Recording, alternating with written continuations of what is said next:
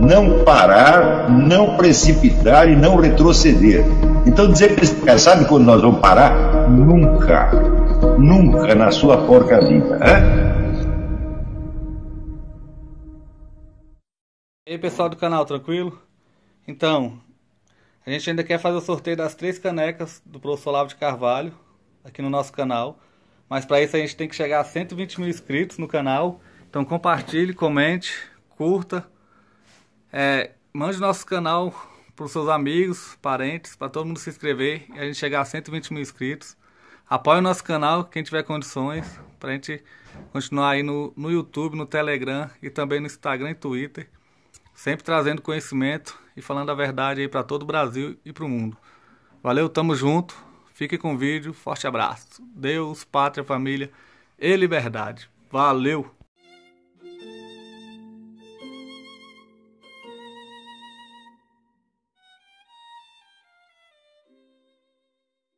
Eu tenho a minha visão da história da filosofia, do que ela é, e do que ela contribui e do que ela talvez deveria ser.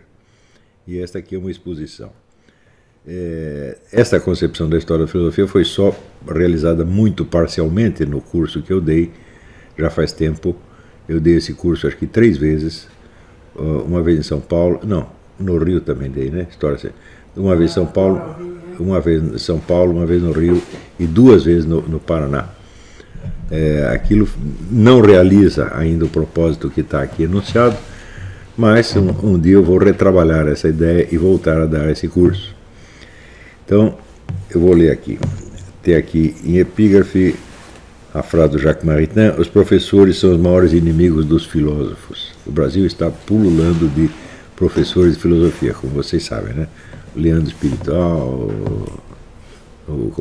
Mário Sérgio Mortadella, outros, né?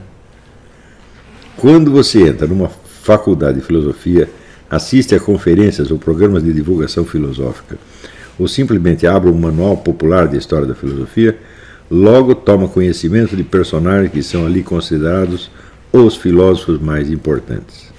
Por que são importantes? Porque, responde-se, exerceram influência. Mas exerceram influência sobre quem? Sobre pequenos círculos de pessoas dedicadas de corpo e alma, como eles próprios, à busca da verdade e da sabedoria? Não.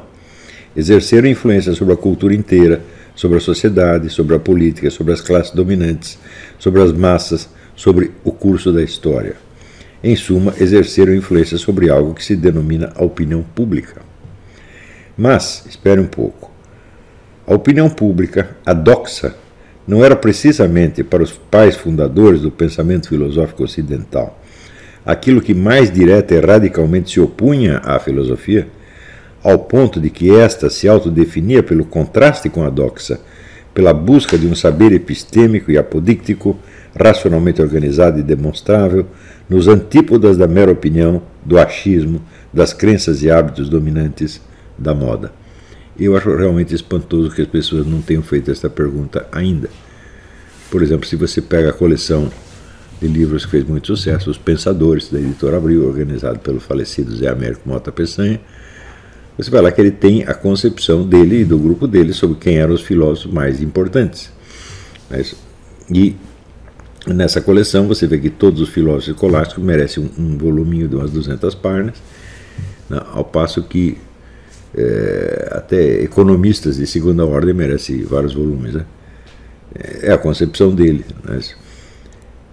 E essa concepção, evidentemente, é baseada na ideia da importância histórica. Importância histórica, quer dizer, aquilo que deixou registro, que foi difundido, que influenciou, fez as cabeças das pessoas. Certo? Mas a pergunta aqui, fez a cabeça de quem? Então, eu pergunto, isso não é, a doxa não é exatamente o que estava nas antípodas da filosofia? Comprovadamente sim, 1000 vezes sim. Quer dizer, Sócrates, Platão e Aristóteles insistem nisso, né?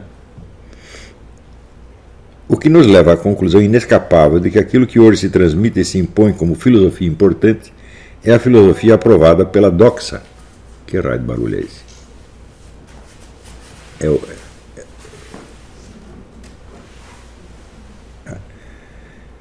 O que nos leva à conclusão inescapável de que aquilo que hoje se transmite e se impõe como filosofia importante é a filosofia aprovada pela doxa, a filosofia dos não filósofos, a filosofia da antifilosofia. Isso é norma geral em todo o mercado editorial, mas também na maior parte das universidades, né? Para não falar da mídia. E quando você vê, por exemplo, jornais que têm suplementos culturais ou suplementos literários, e você vê comentando filósofos, são sempre exatamente os mesmos. Nietzsche, Wittgenstein, Foucault, etc. Que os jornalistas consideram importantes por esta razão. São tão importantes que chegaram a influenciar pessoas que jamais leem um livro de filosofia, como é o caso da maior parte dos jornalistas, né? Pior, o critério inteiro da importância histórica que eleva uns filósofos ao supremo patamar da glória e condena outros ao esquecimento, baseia-se na visão que a doxa contemporânea tem do processo histórico como uma evolução ascendente, predestinada a libertar o ser humano das trevas, da ignorância e da superstição e preparar o advento do reino da razão e das luzes, personificado por essa mesma doxa. Você vê aqui a coisa mais comum hoje em dia, que vai se tornando cada vez mais patente, é o tom que os formadores de opinião, sobretudo na mídia, mas também nas universidades, mas na mídia, na mídia, no show business, é patente, com que essa gente se oferece como julgadora de todas as coisas. Eles distinguem o certo do errado, o que é conveniente do inconveniente, né, o que é decente do indecente. Né? Esses dias mesmo eu estava lendo aí um sujeito que escreveu a respeito do Alan Bloom, um homem que escreveu O Declínio da Mente Americana. Alan Bloom escreve livros que uma pessoa decente teria vergonha de escrever. É um julgamento moral, evidentemente, mas que pressupõe, nesse indivíduo, você fala, decência. O que é decência? Decência é aquilo que se apresenta em público sem necessidade de sentir vergonha.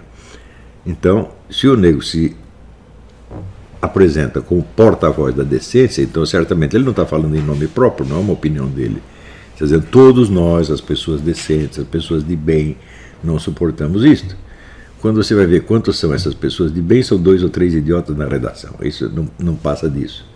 Mas de tanto falar no tom de quem representa uma vasta comunidade, né, investida da autoridade de julgar e separar o decente do indecente, o indivíduo acaba sendo aceito mesmo como, né, o juiz supremo dessas coisas.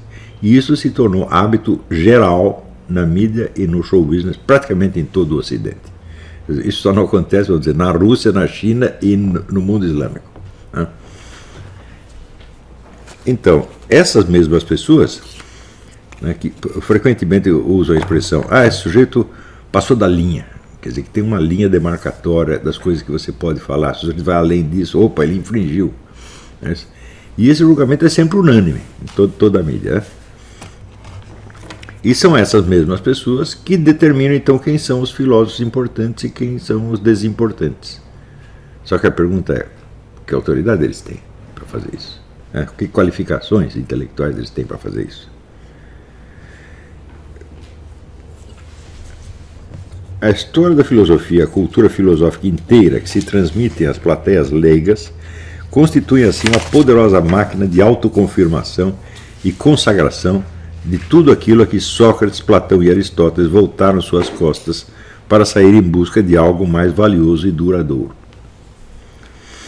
É por isso que os melhores esforços de estudiosos eruditos para redescobrir tesouros escondidos, preenchendo as lacunas e corrigindo os falsos julgamentos da história vulgar da filosofia, permanecem circunscritos no âmbito acadêmico.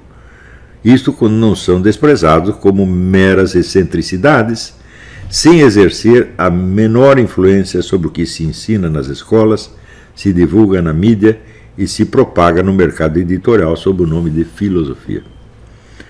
Felizmente, a doxa não é um bloco de coerência.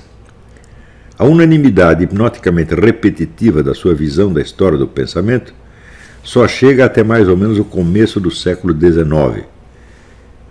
Não que historicamente ela só tenha existido no começo, não, ao contrário, a visão que hoje as pessoas têm é unânime no que diz respeito à filosofia que existiu até o século XIX. Daí por dentro os julgamentos bipartem.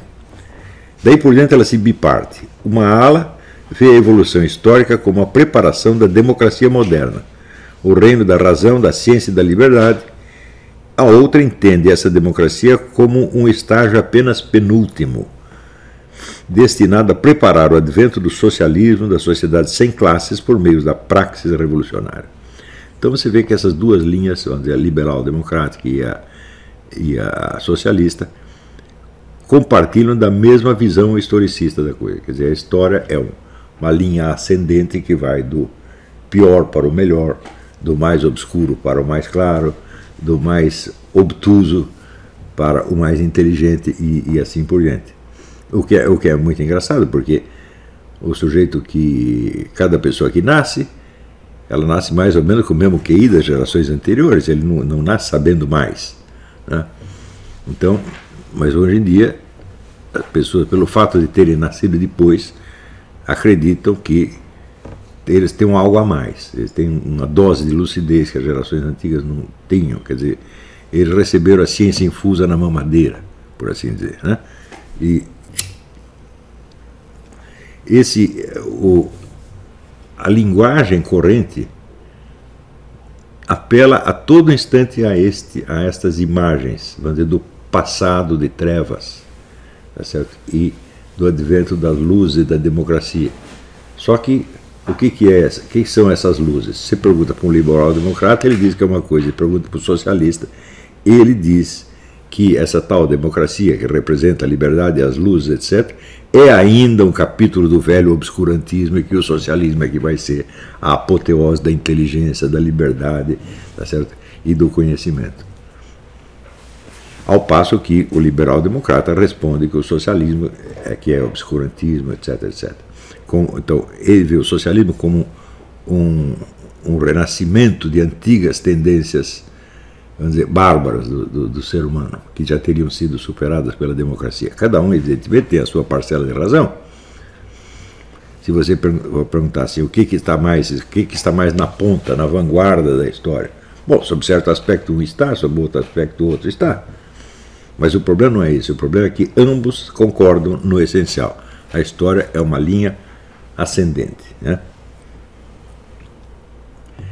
Aspas. A filosofia da praxis, escreve Antonio Gramsci, fundador do Partido Comunista Italiano, ele sempre, em vez de marxismo, ele escreve filosofia da praxis, porque ele estava escrevendo na cadeia e ele achava que o carcereiro não sabia o que era a filosofia da praxis, então estava disfarçando pra caramba, né?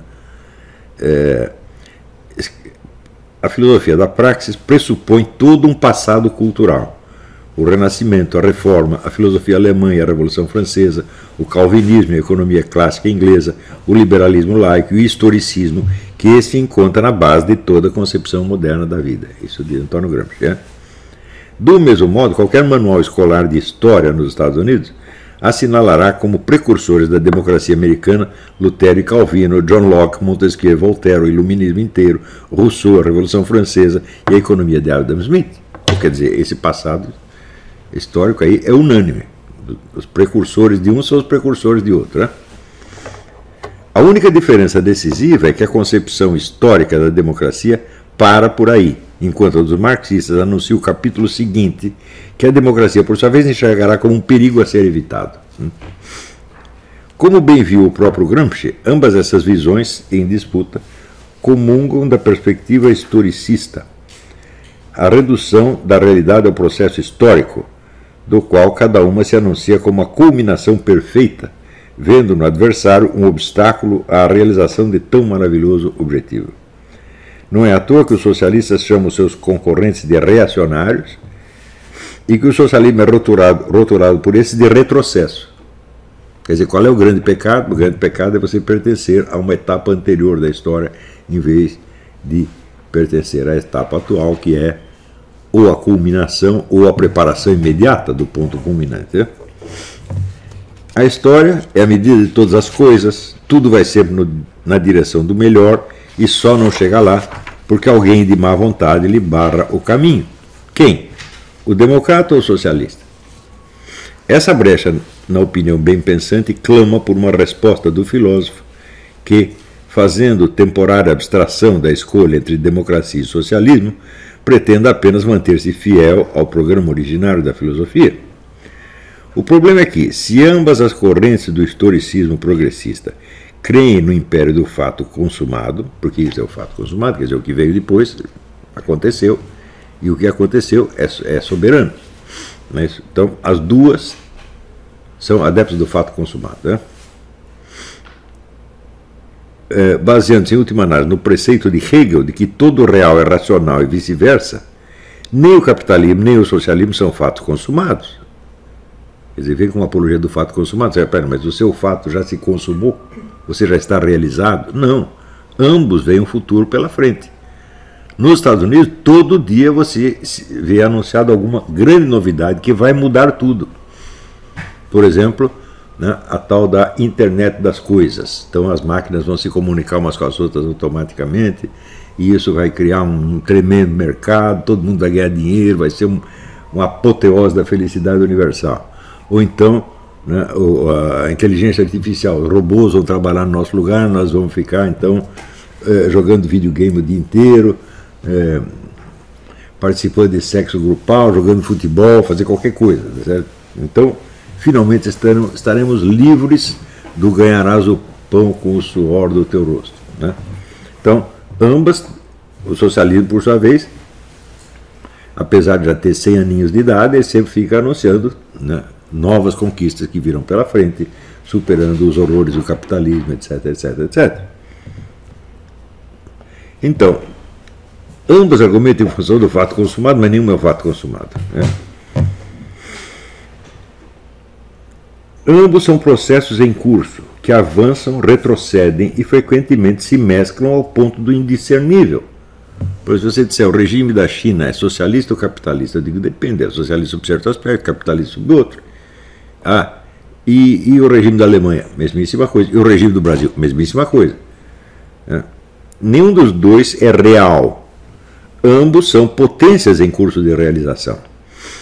Portanto, nenhum deles pode legitimamente se proclamar a encarnação final da razão, nem muito menos entender o processo histórico como preparação do seu advento supostamente inevitável, porque esse também é outra tônica do discurso tanto democrata quanto socialista. Quer dizer, esse progresso que levará a esse patamar mais elevado da evolução humana é um curso inevitável. E ser inevitável dá para você uma tremenda autoridade, porque você nada, o próprio porta-voz da coisa diz, eu não posso fazer nada, é inevitável, né? Como se fosse, vamos dizer, a vontade divina. Né? Na verdade, mais do que divina, porque Deus de vez em quando muda de ideia, né? Tem o negócio do dilúvio, essa coisa, fala, não quero mais assim, quero de outro jeito. E eles não, o negócio deles é e tem que ser e está acabado, né? O que quer que esteja acontecendo, tudo sempre poderia ter acontecido de maneira diferente se outras fossem as opiniões e outras as escolhas. A liberdade não cessa de existir só porque alguém abdicou de exercê-la. Quer dizer, tanto o argumento democrata, o argumento liberal, quanto o argumento socialista, embora ambos falem em nome de uma tal liberdade, ambos negam a existência da liberdade. Porque se ambos são inevitáveis, então nada podemos fazer. E se o curso inteiro da história é inevitável, o que eu, ali no meio, cidadão comum, pode fazer para exercer sua liberdade? Já está tudo predeterminado. Não tem para onde escapar. Faça você o que fizer, vai vir o raio da democracia ou o raio do socialismo. Por isso mesmo, o filósofo tem o direito e o dever de colocar ao menos para si mesmo as seguintes perguntas. Primeira, a opinião majoritária dos círculos dominantes na sociedade tem as qualificações necessárias para julgar a história da filosofia e separar nela o importante do irrelevante? Ou, ao contrário, ela introduz aí um viés profundamente antifilosófico? Essa é a primeira pergunta. Segunda, se em vez de avaliar os filósofos pelo sucesso que obtiveram perante a doxa, lhes permitíssemos falar por si mesmos e julgar seus colegas de outras épocas pela sua contribuição objetiva à própria filosofia, à perfeição da consciência intelectual e ao amor da sabedoria, não obteríamos uma visão histórica da filosofia totalmente diferente daquela que hoje nos é imposta pelos bem-pensantes? Ou seja, seu critério é a importância histórica, a influência exercida sobre a sociedade, sobre a doxa, sobre a opinião dominante. Bom, tem aí um certo núcleo de possibilidades da história da filosofia. Mas se a pergunta for outra, quer dizer, qual é a contribuição efetiva dos filósofos do passado para o desenvolvimento da consciência dos próprios filósofos? Evidentemente o critério seria outro, porque muitos filósofos foram tremendamente influenciados por filósofos que, por sua vez, não influenciaram mais ninguém. Por exemplo, todo mundo já ouviu falar de Wittgenstein, mas a filosofia de Wittgenstein é quase uma cópia do que ele aprendeu com um sujeito chamado Fritz Mautner, que ninguém leu. É só para dar um exemplo, não é isso? Então, todo mundo leu Karl Marx, mas quantos leram Moses Hess, que botou as ideias na cabeça dele? E assim por diante, né?